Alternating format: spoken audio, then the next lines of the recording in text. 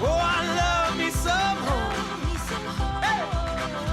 Yeah, I love me some home. All right, now I want to get into this message today. Now, if you're new to church or new to the heart, the way we do things here is we have a topic or a concept that we choose, that we kind of sit on for a couple of weeks, 4, 5, 6 weeks, and we kind of dig through the scriptures, we dig through the Bible, and see what the authors of the Bible have to show us, have to teach us about life. And one of the most important things that we do is, as we dig through the scriptures, as we talk through these things, we want to be able to see how they apply to our life, right? We want to be able to be practical, because if what we're learning doesn't apply to our life, then I'm just making you smarter, and I don't want to make you smarter. I don't want you to know more about God. I want you to know God more. I want you to experience who He is, because you can get a PhD in theology, but if you're not loving the people around you, if you're not opening the door for people, if you're not loving your neighbor, then I don't know what that knowledge is going to do for you. I don't know how good that can be for you. So we want to be able to apply what we're learning.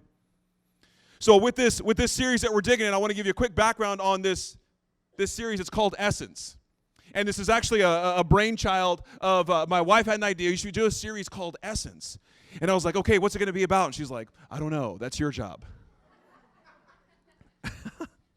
It's half true. And so we're kind of digging through the ideas, and okay, what do we want to talk about, and what does that look like, and how can it be helpful? And for a while, I didn't like the word essence. I felt like that's a really difficult word, because it's not simple to explain what essence is. You need about 4 or 5 sentences to explain to someone what the word essence means. And so I thought about different words, and maybe we can call it this, maybe we can call it that. But then I thought, I wonder if, because it's so hard to nail down what exactly essence is, maybe we should explore that. And there could be something in there, there could be something deeper within that maybe the God that we follow, the God that we serve, the God that we see, the God that we talk about, He's not so easy to nail down either. He's not so easy to just say God equals this, this, and this. God is supernatural. God goes beyond our comprehension, beyond our 5 senses, beyond what we can see. And so I want to be able to explore a little bit of that in this series, and I want to invite you to come along this journey with us. And if you're not going to be here for the next 5 or 6 weeks, it's no problem. You can always listen to the podcast if you want to stay on the journey with us.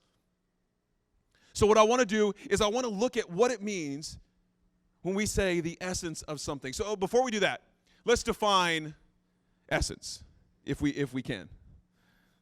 Even essence needs 12 words. That's more than 12. I went to Texas State, so bear with me. Essence, the intrinsic nature or indispensable quality of something, especially something abstract that determines its character. Does that make any sense to you? It didn't to me. Essence is, it's something that something has, that without that something, it wouldn't be this anymore. Does that make it worse? The essence of something is, if it didn't have that thing, then it wouldn't be that thing anymore. And you might hear this the root of this word in when we say essential. So if we say something is essential, what are we saying? That it is necessary, right? You have to have it. It has to be a part of it. It is essential for us to do this. Otherwise, it can't happen, right? It is essential that we have music. It is essential that there's people at the door, right? These things are necessary for us to be able to do what we want to do. Without those things, it might not be the community that we want it to be. So when it comes to this essence, see why it's so hard to grab onto? So when it comes to essence, what I want to be able to do is explore the essence of God, the essence of the Bible, the essence of church, the essence of Jesus, the essence of our faith. What brings our faith life? Right? You have the Bible. I can give you this book, and you can put it on your shelf and it doesn't do anything, but there's something that gives this book life. What is the essence of this book? You can go to church. You're in church right now. Some people come into church and they check off a box, they go home, and they don't do anything different. Some people go to church and their life is wrecked and they go home a different person. What is the essence of church that makes those things happen? That's what I want to explore. So today I want to give you permission to do something. I want to give you permission to explore today, to explore your faith, to explore belief. So today I want to dig through what is the essence of belief? What is the essence of belief? We say we believe in God, or you believe somebody. What does that mean? What does that mean when you say that? If you believe in God, how would you explain that to a 3-year-old? What believing means? You believe God and believe in God. Are those two different things? I know for me, like, I feel like maybe you're like me, and if you are, I need you to raise your hand and shout me down, because sometimes you guys leave me hanging. So for this, you ever decide to go on a diet? December 31st, you're like, I've had enough. I've ate so much, cookies, and this Christmas has been amazing, but I feel so bloated. I'm going to go on a diet. So what's the first thing you do when you go on a diet? The first thing is you don't go to the grocery store yet. You're not ready. The first thing is you don't get your gym membership yet. You got to wait for the special coming out in January, right? The first thing you do is what? You announce it to everyone. Hey, everyone, I'm going on a diet. Just think everybody should know. Thank you very much. Any questions? I didn't think so. Right? We posted up on our Facebook. We posted up everywhere. Hey, everybody, we're going on a diet. Watch out. Be prepared to not recognize me in a couple of weeks, because I'm going to be thin. Thank you very much. We have to say we're going on a diet, and then a couple of weeks later, somebody spots us at Sam's Club, and we ordered a whole pizza just for ourselves. We sit down, eat the pizza. Second round of Big Red. I thought you were on a diet. And you're like, huh? What diet? Doesn't really match up with what you said you were going to do. Or maybe this. Maybe you've done this. You're going to take a break from social media, right? It's been too much. It's taking up a lot of your time. You think, I'm going to take a break from social media. What's the first thing you do? You announce to everyone, hey, everyone, just want everybody to know I'm taking a break from social media. In case you don't hear from me, that's why. And most of us are like, yeah, that's fine. Then a couple weeks later, a couple days later, somebody sees you on social media like, hey, I thought you were taking a break. Well, that was a long time ago. I'm a different person now, and I'm just doing different things with my life now. People need to know. Really doesn't line up with what you said you were going to do. And I think that's something that's in a lot of us, that we feel like we need to say what we're going to do. We feel like we need to say what we believe. We need to state our beliefs. With all the, again, I already got political apparently with taxes, but I want to say politics again with politics. It's so, we want to know, what does that person believe, right?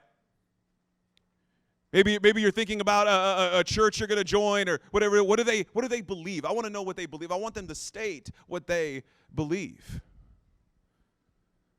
What is it about us that we need to state? We have to say it. I want to hear you say what you believe.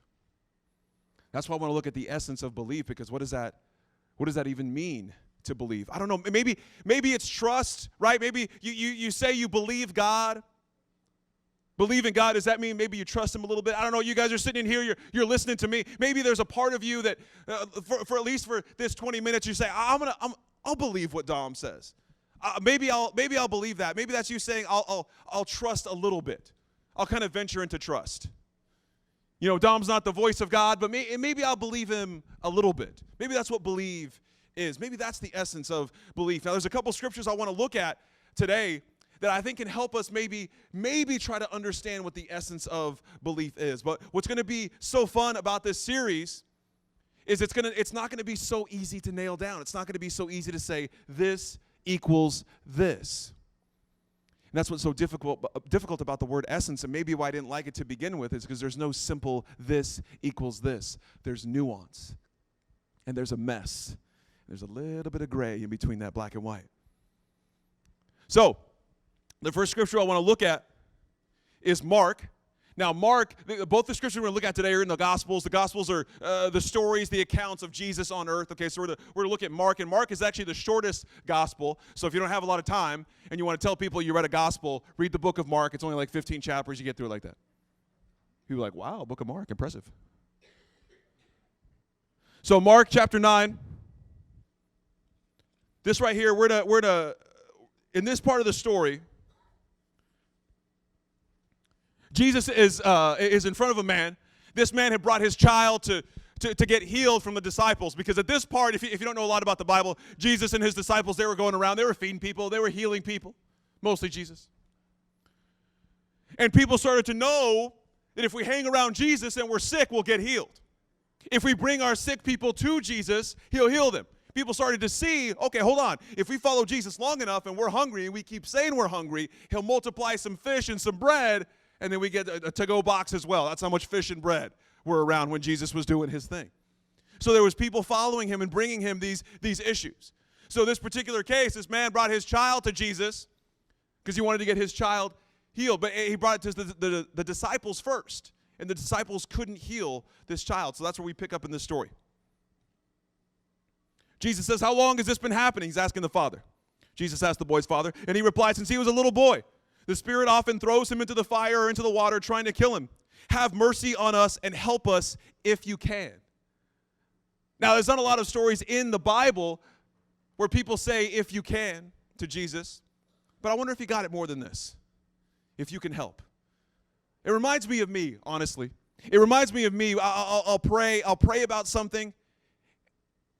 And I know that God can do anything. But I'll catch myself saying something like that. God, I could really get some help with these finances if you can.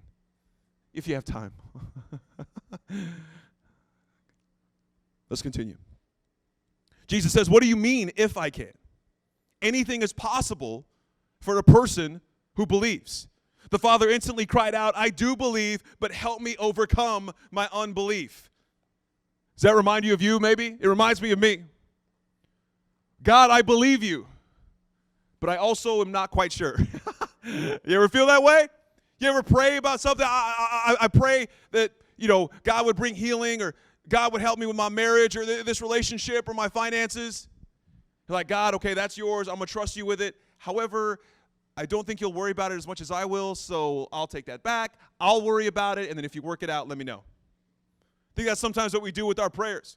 I wonder if that's what this man was going through. I can just see him struggling with that, right? Like in his heart, like I do believe, Jesus, I do believe you that you can do this. So why do I still have unbelief coming up? What is the essence of belief if at the same time you can believe and have unbelief? It's not so black and white. It's not so easy. It's not so simple. What do we do what do we believe? What do we do when we believe what we do doesn't match up with what we say? How do you know what you believe? How do you know what you even believe if what you say you believe doesn't match up with what you say? You said you were going on a diet. Don't think so. That burger doesn't say diet.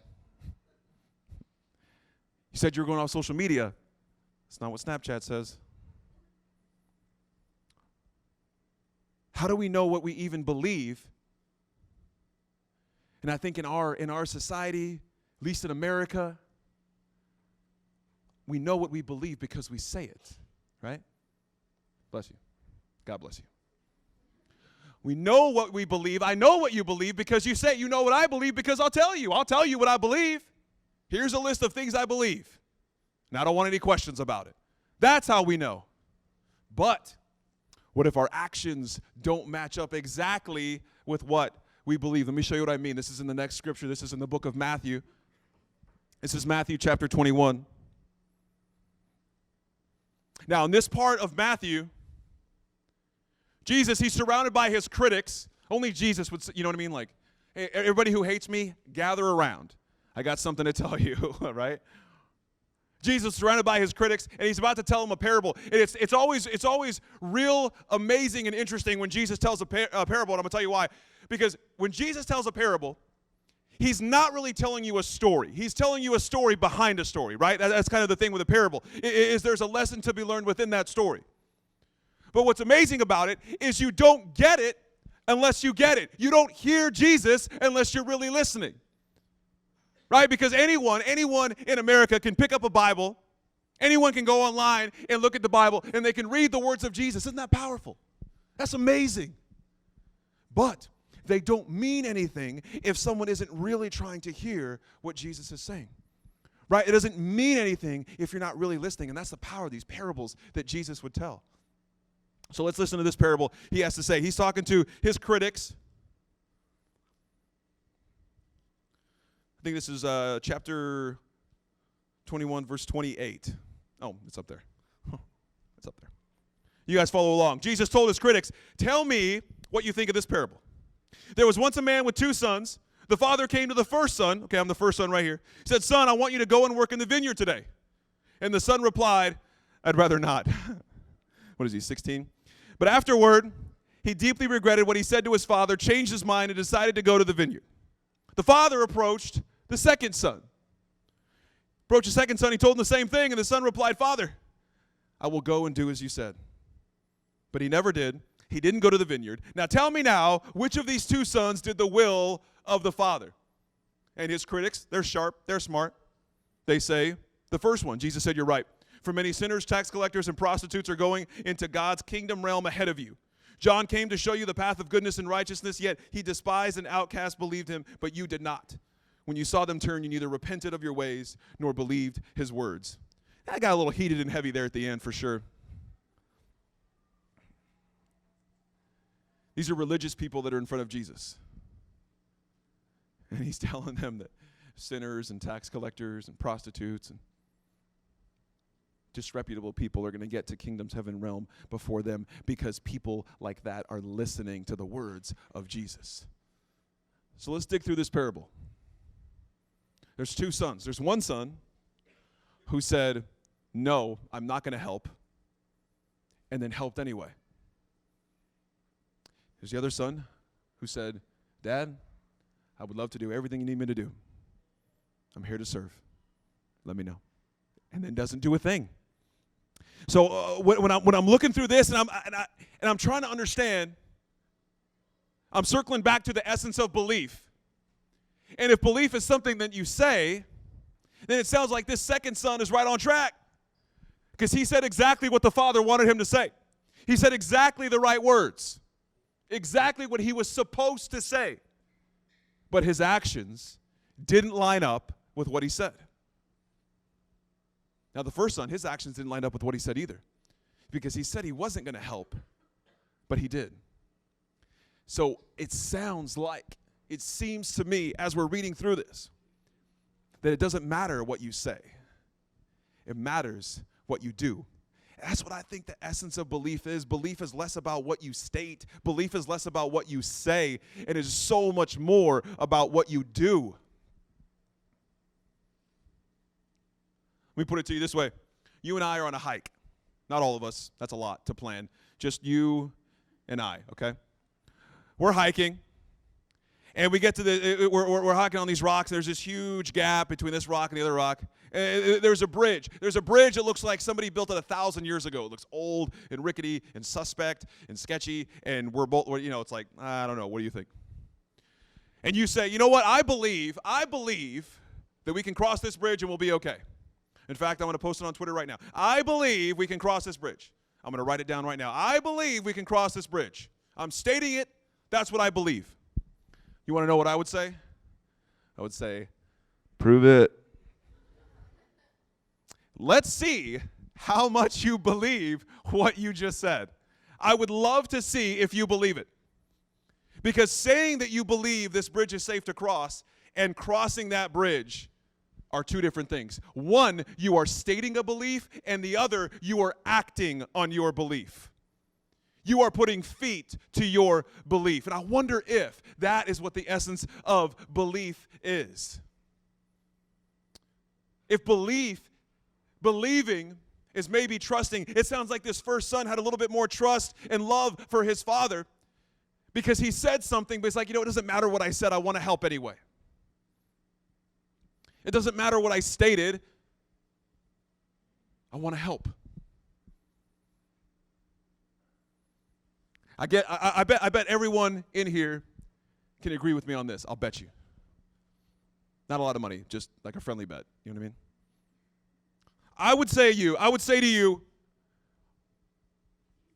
I don't think money is the key to happiness. And I bet I could get everybody to agree.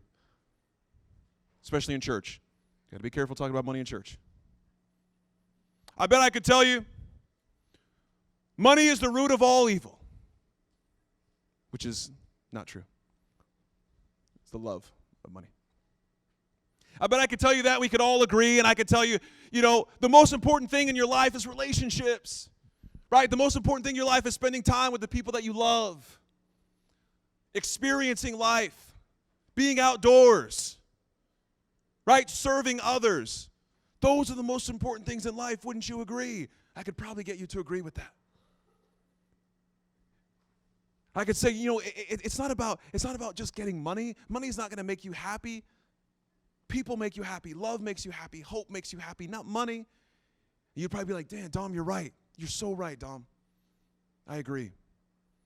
But then I bet most of us, and I find this in myself too, we go out on Monday and we act like that's not true. Because we'll go work 60 hours, 70 hours. We'll go work for a promotion. Well, I'm in a hustling season right now. I just need to hustle and do this work because I'm trying to start this business. I'm trying to get this business off the ground. I'm trying to do this stuff. And there's nothing wrong with business, nothing wrong with working. But I wonder how often, me included, I'm not doing this to make you feel bad. I'm not saying this to trap you. I'm saying I do this too. I think I just need to make a little bit more money and then my family will be set, right? If I could just make just this much more, I think we'd be okay. And so I say that money isn't important, but my actions don't always say that. And I think the essence of belief is not saying what you believe, but acting on what you believe. And see, that's what I want to do for these next couple of weeks. For these next several weeks, I want to be able to invite you to explore God.